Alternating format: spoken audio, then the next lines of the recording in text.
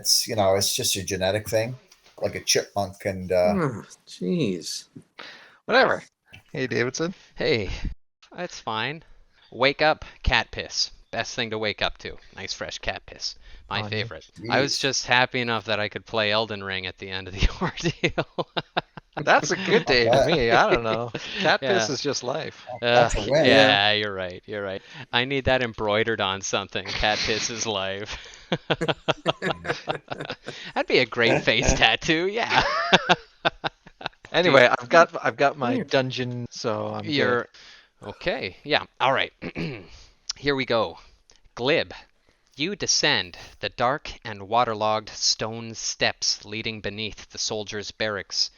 The temperature drops, and you soon find yourself in a space just smaller than the room above, poorly lit by a wall sconce at each end of the room.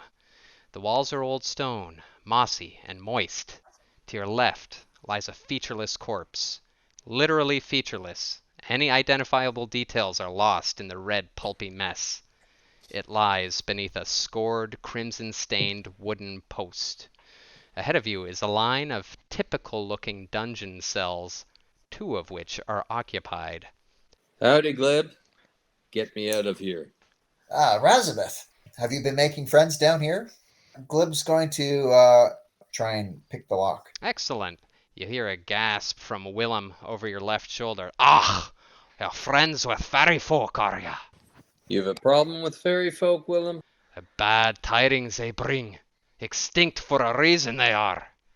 Hey, buddy, I'm full of good news. And as you can see, as he opens the cell, Spring? The bars spring open. He squinches his body into itself to bypass you with as little physical proximity as possible. He does not like you. And once he is liberated from the cell, he sprints up the stairs and out of the dungeon. Let's quickly touch back on base with Isfahan. Isfahan was just going to go over and examine Kramer. Going through Kramer's pockets and feeling under the folds of his armor, you find a key ring attached to his belt, easy enough. In a pouch on his belt, you find 4 additional vials of that quicksilver liquid. And concealed in his clothing, a concealed pocket that's been stitched closed. You hold in your hand a walnut-like pitted stone.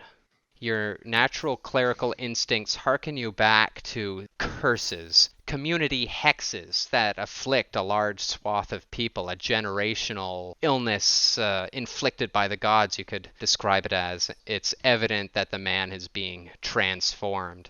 And as you're making this assessment, he coughs a mouthful of blood and begins to gather himself as he seems to be regaining consciousness. As you're taking this in, over your shoulder, you hear bare feet slapping up the stone steps, and a man emerges, a man you don't recognize, from beneath the stairs. Who? What?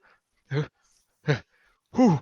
The man who is unidentified to you coldly strolls towards Kramer and begins haranguing him verbally and physically, kicking him, not really saying anything specific, more like, "Oh, you bloody bastard, this is what you deserve." When he's mildly satisfied with the light battery he's inflicted, he starts going through his pockets. He's saying, "Where is it, you bastard? The keys, what are the damn keys?" And looks directly into your eyes, frothing at the mouth, Isfahan. Razumith Glib, are you acquainted with this man? Aye, the bloody keys so we can recover our effects. Toss them to me. No disrespect. Throwing the keyring to Razumith. Isfahan, beautiful manly toss. Razumith, horrible girly catch. Bonk. They slap you in the face, and you go to grab at them, but slap yourself in the face, and then they just drop on the floor at your feet. Glib, noticing that Kramer's moving, wants to take initiative. But whatever that means, do it. He wants to run over there, grab Kramer's mace, and start bashing him on the head. Willem turns and looks on appreciably. His assessment of you, Glib, may be starting to change. Kramer, for his part, one hand limply comes up at the first blow, and after that it is just twitches of impact as you reduce his skull to red paste. Get up from that, you motherfucker! Well, fine work there, wee one. Razumith, you may consider your equipment recovered. Willem also gets in there with you and dons what is his customary sword, a finely crafted longsword, and his armor as well. Aye, I'll get this gate open and I'll kill the lot of them. I'll toss the keys to Glib. A satisfying click. You feel a sharp prick.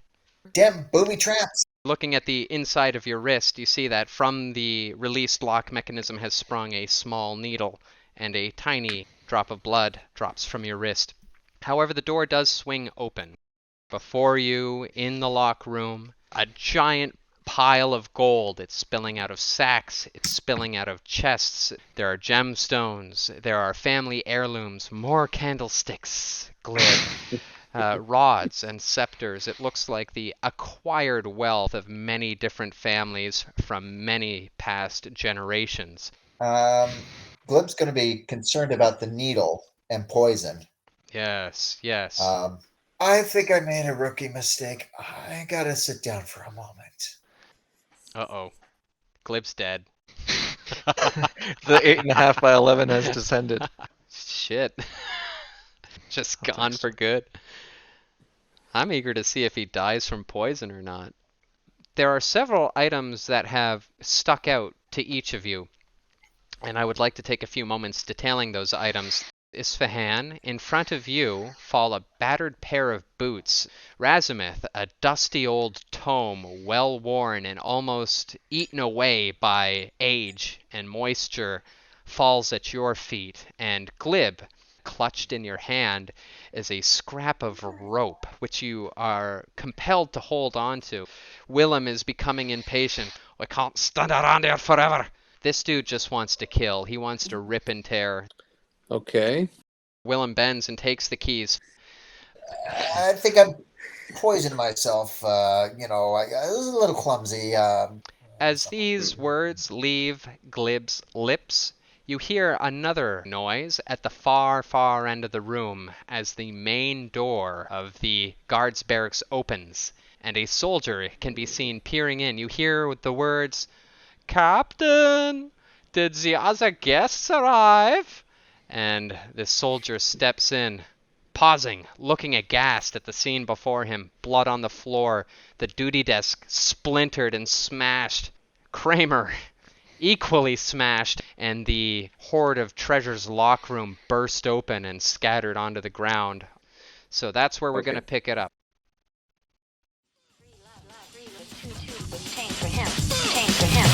Understand the thing, understand the concept, understand the thing, understand the concept, understand the concept, understand the thing, understand the concept, understand the thing, understand the concept, understand the concept of love, understand the concept of love,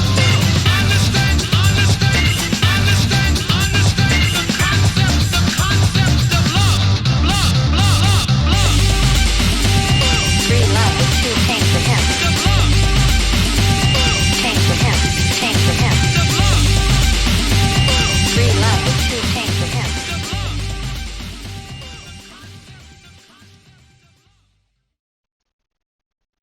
Yo. Yo-yo.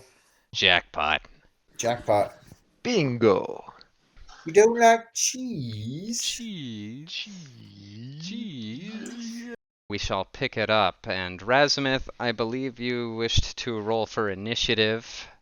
The 2, right. action begins to unfold. You hear Willem give a hearty war cry.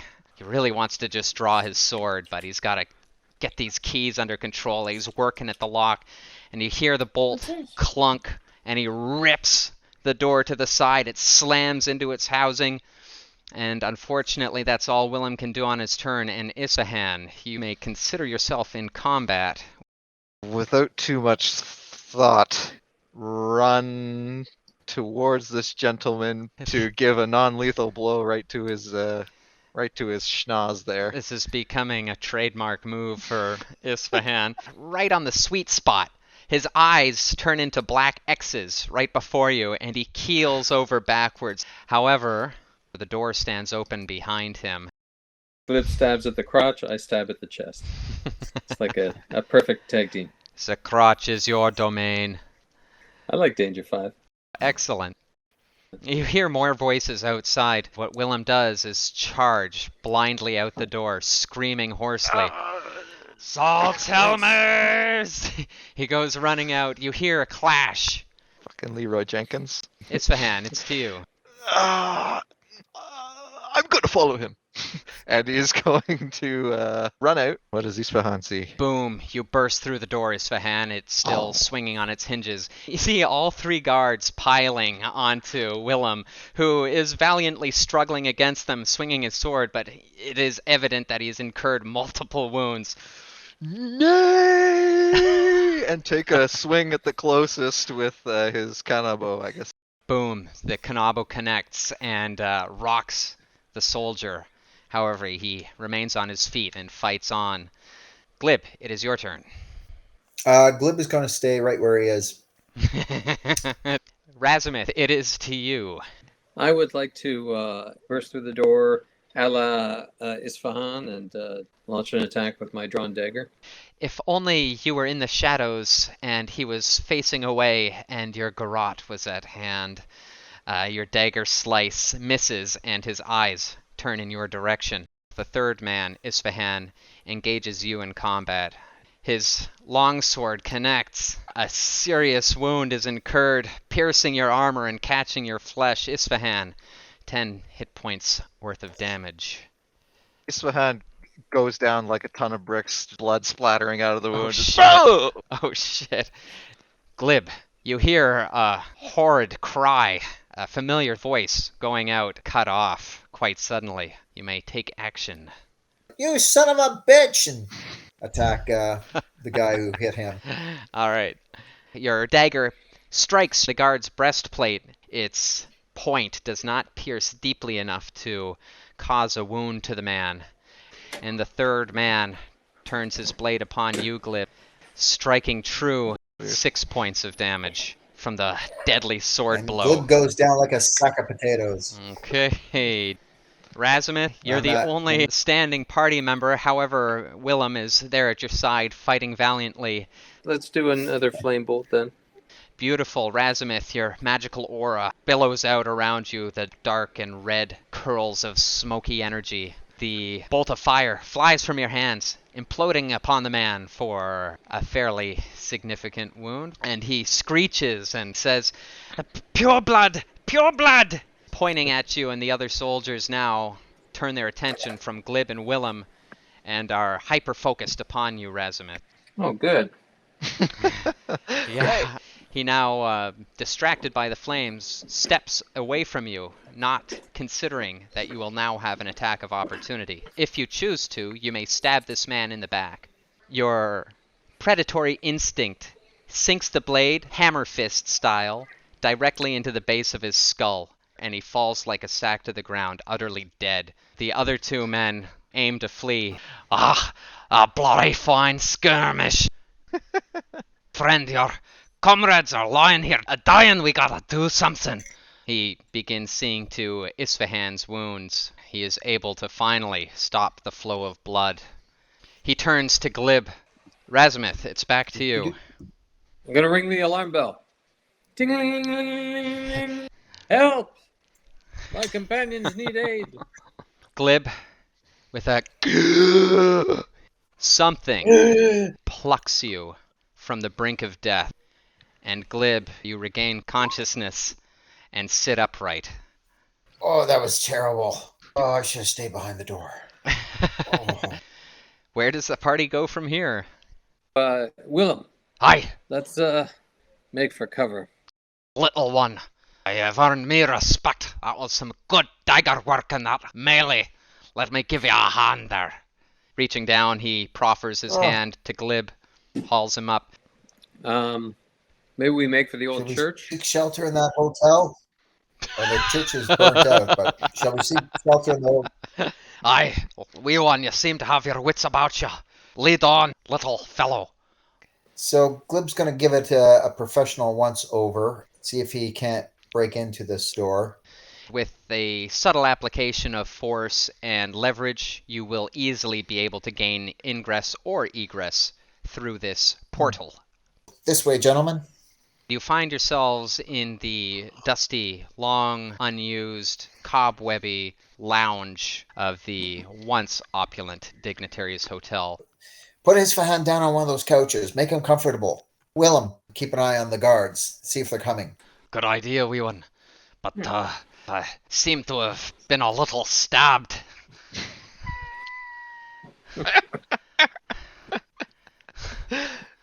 Apparently he didn't notice his injuries during the fight, but he does begin investigating windows and seeing if there are any weak points in security. Razumith, yourself, and Glib rendezvous back in the central area, sitting on the floor with the little pile of goods that you've collected. Razumith, I take it you are going to apply the salve and medical gear to Isfahan, and Isfahan, you may bring yourself to +1 hit point. The breath of consciousness and life fills you. You reawaken in this horrible but firm reality. As you sit up, Isfahan, and take this breath, you hear a large bell gong, gong in the direction of the keep. What's the game plan, gentlemen? It's time for an action plan. Well, I don't know about you, but I feel like shit. I'm going to take a rest. You're not unwise to take a rest, but I cannot wait. When the night falls, I will be gone. What is your plan? Where do you intend to strike first? Around the northeast side of the island. Word has of a cave that makes itself known when the water is low. Yo, go to sleep now, wee uns, ya wee banes, and catch your rest. I will watch ya. I'll nae leave ya unguarded. That is where we shall place the pin, gentlemen, with the party approaching a long rest. Willem, a stalwart and thus far valuable companion, watching over you. Way to Thank live. Yeah, Way to good one, live. GM. Way to Oh, the closest brush with death yet. What's happening? Right on. Yeah. All right, fellas. Good night, guys. Yeah, absolutely. Nice. All right. Nice. All right, kids. So we'll see you That's right. That's when we'll see ya. That's awesome. Oh, that's the perfect thing. At least the timing was okay this time.